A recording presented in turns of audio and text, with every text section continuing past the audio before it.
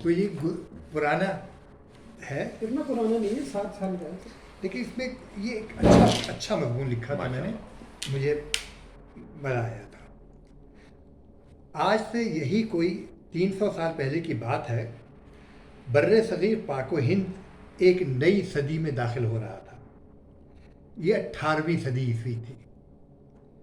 1707 عیسوی میں تقریباً نصف صدی حکومت کرنے کے بعد اورنگزیب عالمگیر کسی مجاز جانشین کو تیار کیے بغیر فتاوی عالمگیری اور لاہور کی بادشاہی مسجد کا تحفہ مسلمانان ہند کو دے کر اس دنیا سے رخصت ہوا۔ اس کے ساتھ ہی مراٹھا حکومت کو اٹھان ملی، حتیٰ کہ 1761 میں احمد شاہ ابدالی نے پانی پت کی تیسری لڑائی میں اس زور کو توڑا۔ اس سے پہلے 1739 میں نادر شاہ درانی نے دہلی کو تاج و تاراخت کیا اور مغل بادشاہت کے ساتھ لگ بھگ ویسا ہی سلوک کیا جیسا مغل بادشاہ اپنے شریکوں کے ساتھ روا رکھتے تھے۔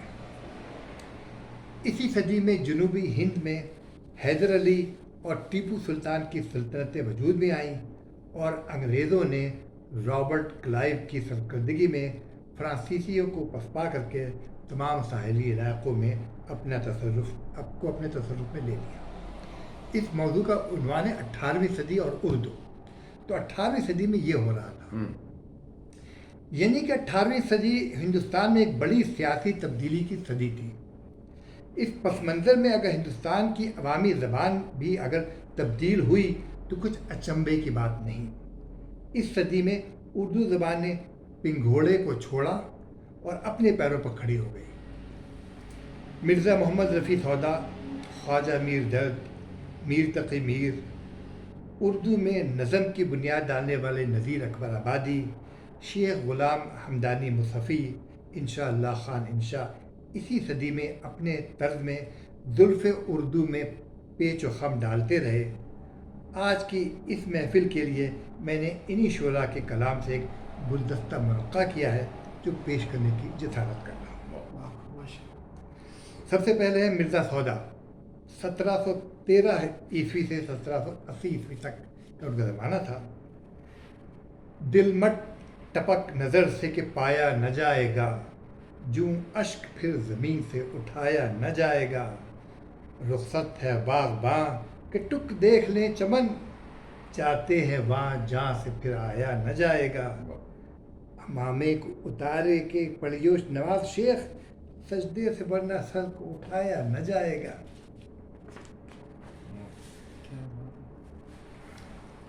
ایک اور ان کی وہ تھی، گل پھینکے ہیں اوروں کی طرف بلکہ ثمر بھی، اے خان ابر انداز چمن کچھ تو ادھر بھی، کیا ضد ہے کہ میرے ساتھ خدا جانیے ورنہ، کافی ہے تسلی کو میری ایک نظر بھی، سودا تیری فریاد سے آنکھوں میں کٹی رات، آئی یہ سیر ہونے کو تو کہیں مر بھی۔ اس کے بعد ایک نظم ہے خواجہ میر درد کی، وہ 1721 سے 1785 تک رہے۔ ارض و سما کہاں تیری وسعت کو پا سکے، میرا ہی ہے دل کہ جہاں تو سما سکے، وحدت میں تیری حرف دوئی کا نہ آ سکے، آئینہ کیا مجال تجھے منہ دکھا سکے، مستے شراب عشق وہ بے خود ہے جس کو حشر، اے درد چاہے لائے بخود پھر نہ لا سکے۔ ایک اور شعر نظم کے دو شعر، تہمتیں چند اپنے ذمے کر چلے، کس لیے آئے تھے ہم کیا کر چلے، زندگی ہے یا کوئی طوفان ہے، ہم تو اس جینے کے ہاتھوں مر چلے۔ اس کے بعد میر تقی میر 1723 سے 1810 تک تھے۔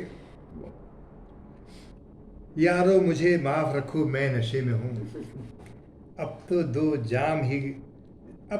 دو جام خالی ہی دو میں نشے میں ہوں، یا ہاتھ لو مجھے مانندے جام میں، یا تھوڑی دور ساتھ چلو میں نشے میں ہوں، یا پھر ہستی اپنی حباب کی سی ہے، یہ نمائش سراب کی سی ہے، نازکی اس کے لب کی کیا کہیے، پنکھڑی ایک گلاب کی سی ہے، बार बार उसके दर पे जाता हूँ, हालत अब इज़्तिराब की सी है। मैं जो बोला तो उसने कहा कि ये आवाज़ उसी खाना खराब की सी है। मीर उन नीम बाल आँखों में, सारी मस्ती शराब की सी है। क्या कहने। नज़ीर अकबर आबादी 1740 से 1830 तक थे। मौलवी नज़ीर अकबर। मौलवी नज़ीर अकबर आबादी कहाँ से हो गए? नज़ीर अकबर आबादी बहुत लेफ्टिस्ट शायर थे मेरे हिसाब से। थे मौलवी। दुनिया में बादशाह है तो है वो भी आदमी, और मुफलिस व गदा है तो है वो भी आदमी, जरदार बेनवा है तो है वो भी आदमी, नेमत जो खा रहा है तो है वो भी आदमी, टुकड़े जो मांगता है तो है वो भी आदमी। मस्जिद भी आदमी ने बनाई है या मियाँ, बनते हैं आदमी ही इमाम और खुतबा खां, पढ़ते हैं आदमी ही कुरान और नमाजियाँ, और आदमी ही उनकी चुराते हैं जूतियाँ, और जो उनको ताड़ता है वो भी आदमी। न नमाज पढ़ता है न जूती चलाता है, ये ताड़ते हैं बोले। या ये बड़ा अच्छा बहुत ये टेक्स्ट आदमी नामा है। आदमी नामा ये टेक्स्ट बुक में था नवीं या आदमी ही लाल व जवाहिर बेबहा, और आदमी ही खाक से बदतर है हो गया। काला भी आदमी है उल्टा है जू तवा, गोरा भी आदमी है कि टुकड़ा सा चांद का, बद शक्ल बदनुमा है तो है वो भी आदमी। अशराफ और कमीने से ले शाहता वजीर, है आदमी ही साहिब इज़्ज़त भी और हक़ीर, यहाँ आदमी ही मुरीद है और आदमी ही पीर, अच्छा भी आदमी ही कहता है ए नज़ीर, और सब में जो बुरा है तो है वो भी आदमी। यहाँ हम एक टुक को रुकते हैं, वो एक बार फिर 18वीं सदी के हिंदुस्तान पर नज़र डालते हैं, खुसूसन उसके रूहानी नक्शे पर। ज़माना साज शख्सियतों का दौर गुजर चुका है। चिश्ती, काकी, निज़ामुद्दीन औलिया और गैसी दराज को भी गुजरे हुए 2.5 सदी से ज़्यादा का अरसा गुजर चुका है। अब इज्तिमाई हिकमत का दौर है। उलमाए फरंगी महल ने मुसलमानों की रहनुमाई की बागडोर थाम रखी है। कदावर शख्सियात में शाह वलीउल्लाह सबसे बड़ा नाम है। ज़माने के गर्द व सर्द को खूब समझते हैं। कुरान शरीफ को फ़ारसी में तर्जुमा करने वाले पहले शख्स के तौर पर बदनामी मोल लेते हैं। एक तरफ हुज्जतुल बलागा में सूफ़ी हज़रात को वफ़ की तरफ खींचते हैं, तो दूसरी तरफ अब्दुल वहाब की सल्फ़ी तहरीक से हिंदुस्तान को आड़ फराहम करते हैं। लेकिन मुकाम अफसोस है कि उर्दू शुअरा ज़माने की तरफ से आँख बंद किए ज़ुल्फ़ व बुलबुल में महव हैं। हज्व अलबत्ता एक सन्फ़ सुखन के तौर पर मकबूल हो रही है, और मुसफ़ी और इंशा का तूती चारों ओर बोल रहा है। हजो भी कहते हैं। हजो क्या? लोगों की बुराइयां बयान करना। अच्छा, बुराइयों को जमा करके। या तो ये मुसफ़ी का एक है, ये सब ये आजकल सारे चैनल यही मतलब कोई पॉजिटिव चीज़ नहीं है सब। तो मुसफ़ी ने कहा आता है किस अंदाज से टुक नाज तो देखो। अगर आप इमेजिन करें ना कि ये ताहिरा सैयद गा रही हैं तब मज़ा आएगा आपको। मलका बुखराज नहीं, ताहिरा सैयद।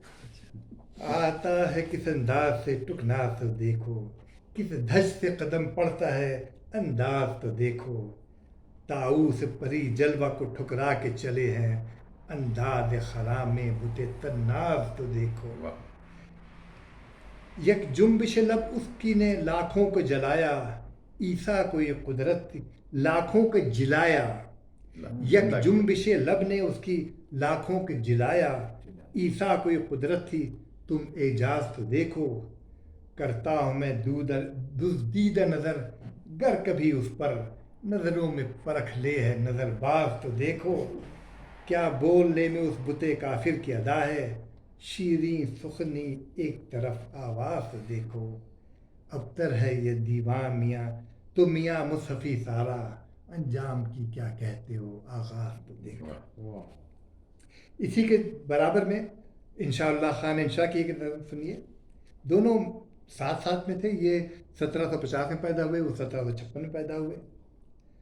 کمر باندھے ہوئے چلنے کو سب سے یار بیٹھے ہیں، بہت آگے گئے باقی جو ہیں تیار بیٹھے ہیں، نہ چھیڑے نکھتے بادے بہاری، راہ لگ اپنی تجھے اٹکے لیا سوچی، ہم بے ہزار بیٹھے ہیں۔ تصور عرش پر ہے اور سر ہے پائے ساقی پر، غرض کچھ اور دھن میں اس گھڑی میں خار بیٹھے ہیں، نجیبوں کا عجب کچھ حال ہے اس دور میں یارو، جہاں پوچھو یہی کہتے ہیں ہم بیکار بیٹھے ہیں، بھلا گردش فلک کی کب کسے چین دیتی ہے انشاء، غنیمت ہے کہ ہم صورت یہاں دو چار بیٹھے ہیں۔ واہ واہ، اور غنیمت تو ہے بالکل۔ 18ویں صدی عیسوی کا ذکر میرے حساب سے ادھورا رہے گا اگر میں اس دور کے ایک سانحے کے بارے میں 20ویں صدی ایک مشہور نظم جو بوجوہ دیگر میری پسندیدہ ہے کا ذکر نہ کروں، بغیر تمہید کے پیش کرتا ہوں۔ 20ویں صدی کی نظم ہے اور 18ویں صدی کے واقعے کے بارے میں۔ روہیلا کس قدر ظالم جفاجو کی نہ پرور تھا، نکالی شاہ تیموری کی آنکھیں نو کے خنجر سے، دیا اہل حرم کو رقص کا فرما ستمگر نے، یہ انداز ستم کچھ کم نہ تھا آثار محشر سے، بھلا تعمیر اس فرمان غیرت کش کی ممکن تھی، شہنشاہی حرم کی نازنینان سمنبر سے، بنایا آہ سامان طرب درد نے ان کو، نہا تھا حسن جن کا چشم مہر و ماہ و اختر سے۔ آپ کو کسی کو اندازہ ہے یہ کس واقعے کے وہ جو سونے کا اس نے بہانہ کیا کہ میں سو رہا جی ہوں، جی جی، یہ نادر شاہ ابدالی نے جب حملہ کیا تھا اس کے بعد کا۔ اور اس میں لرزتے تھے دل نازک قدم مجبور جنبش تھے، رواں دریائے خون شہزادیوں کی دیدۂ تر سے، یوں ہی کچھ دیر تک محوے نظر رکھ آنکھیں رہی اس کی، کیا گھبرا کہ پھر آزاد سر کو بار مغفر سے، کمر سے اٹھ کے تیغے جانشاں آتش فشاں کھولی، سبق آموز تابانی ہو انجم جس کے جوہر سے، رکھا خنجر کو آگے اور پھر کچھ سوچ کر لیٹا، تقاضا کر رہی تھی نیند گویا چشم احمر سے، بجھائے خواب کے پانی نے اخگر اس کی آنکھوں کے، نظر شرما گئی ظالم کی درد انگیز منظر سے، پھر اٹھا اور تیموری حرم سے یوں لگا کہنے، شکایت چاہیے تم کو نہ کچھ اپنے مقدر سے، میرا مسند پہ سو جانا بناوٹ تھا تکلف تھا، کہ غفلت دور ہے شان صف آرایان لشکر سے، یہ مقصد تھا میرا اس سے کوئی تیمور کی بیٹی مجھے غافل سمجھ کر مار ڈالے میرے خنجر سے، مگر یہ راز کھل گیا سارے زمانے پر، حمیت نام ہے جس کا گئی تیمور کے گھر سے، یہ جاریت نام اچھا یہ لاسٹ والا جو ہے نا، اچھا پاکستان بھی جو ہے نا حمیت نام یہ ہے، اقبال کی اقبال ہے، علامہ اقبال ہے، کلام اقبال ہے، اور یہ حمیت نام ہے جس کا گئی تیمور کے گھر سے، یہ تو اچھا، یہ علامہ اقبال کا ہے، یہ واقعہ نہیں علامہ اقبال کا کلام ہے، لیکن ڈاکٹر صاحب آپ نے وہ جو دیتے ہیں نا ان میں، کیونکہ علامہ اقبال کے بہت بڑے انہوں نے مطالعہ، اور آپ کو پتا ہوگا اکثر جو ہے نا وہ ان کے شعروں کو اور اس کو وہ کرتے ہیں۔ احمد شاہ ابدالی نے کیا کیا مجھے؟ احمد شاہ ابدالی نے جب دلی پہ قبضہ کیا تھا پہلے دن نے اس لوگ مارا کہ ٹخنے تک گلیوں میں خون جمع ہو گیا وغیرہ وغیرہ، اس کے بعد وہ آیا، اس نے کہا تمام جو حرم کی خواتین ہیں وہ میرے سامنے ناچیں گی، اور ان سے نچوایا اس نے، اور پھر اپنے ٹوپی کو اتار کر رکھا، اپنے خنجر کو رکھا، اپنی تلوار کو رکھا، اور خود سو گیا بظاہر، اور پھر اس نے کہا یہ کوئی بھی نہیں آیا اس کو، کوئی عورتوں میں سے جو پھر اٹھا اور تیمور حرم سے یوں لگا کہنے، شکایت چاہیے تم کو نہ کچھ اپنے مقدر سے، میرا مسند پہ سو جانا बनावट थी, तकल्लुफ था कि गफलत दूर है शान सफ आरायान लश्कर से। ये मकसद था मेरा कोई तैमूर की बेटी मुझे गाफिल समझकर मार डाले मेरे खंजर से, मगर ये राज खुल गया सारे ज़माने पर, हमीयत नाम है जिसका गई तैमूर के घर से। मतलब ये सबक वो उसने अच्छा सॉरी ये अहमद शाह अब्दाली का नहीं था, हाँ, ये गुलाम कादिर रोहिला का है। रोहेला। और चूंकि हम लोग अपना रिश्ता रोहिलों से जोड़ते हैं कि उस ज़माने में 400 साल पहले रोहिले हमारे वो थे, तो अच्छा, ये सियाक व सबाक है। तो वो हाँ ये जो था ये जो हरकत की थी ये अहमद शाह दुरानी ने नहीं की थी, ये गुलाम कादिर रोहिला की थी। ये पहला मिसरा है ना, रोहिला किस कदर जालिम जफाजू की न परवर था, निकाली शाह तैमूरी के आंखें नो के खंजर से। अंधा कर देना तो वहाँ बहुत ही कम था। तैमूर लंग की बात कर रहे हैं। नहीं नहीं तैमूर के तो ये तैमूर लंग तो वो था ना, तैमूर लंग तो 1200 ये तो सदी में था ना, 1700 ये 1750 60-70 की बात है। तो तैमूर का खानदान तो वही था ना, खानदान वही मुगलिया जो है ये तैमूर के खानदान से ही है ना सब। या बेसिकली तो मंगोल से। तो यानी उसने अपने हथियार रख दिए और हाँ, लेडीज में आंखें चलते बजाने हैं, बंद आगे की। हाँ, कि कोई उसको मार दे आके, कोई फिर भी कोई शहजादी नहीं आया। फिर भी कोई नहीं आया। हरफ आखिर और उन्होंने नाचने पे लगाया हुआ था। जी वो यही बड़ा मशहूर है ये कि हमीयत नाम है जिसका गई तैमूर के घर से। तो तैमूर का घर वो या तैमूर का घर वो था ना, ये वो मुगल मुगलों जो है ना, वो तैमूर का घर। डायनेस्टी थी, वो तैमूर की डायनेस्टी थी। हरफ आखिर नादिर शाह दुर्रानी का दिल्ली के मुसलमानों के खून में अपनी तलवार गाड़ना और ग़ुलाम कादिर रोहिला का शाह आलम सानी को अंधा कराना और उसके अतराफ़ के वाक़यात एक दास्तान खून चका है। लेकिन उर्दू शायरी को 150 साल पहले इंतज़ार करना पड़ा कि इकबाल आएँ और मुश्किल मौज़ूआत पर लिखें। इकबाल ने मुश्किल और आसान मौज़ूआत पर यकसा कुदरत कलाम से लिखा। मुसलमाना ने हिंद और उर्दू के शहदाइयों पर इकबाल के एहसानात अनगनत हैं और उनका अहाता मेरे जैसे महदूद मुताले के लिए नामुमकिन है। तो इस मौजू को यहीं बंद करता हूँ। तालिब इल्म शकील रहमान।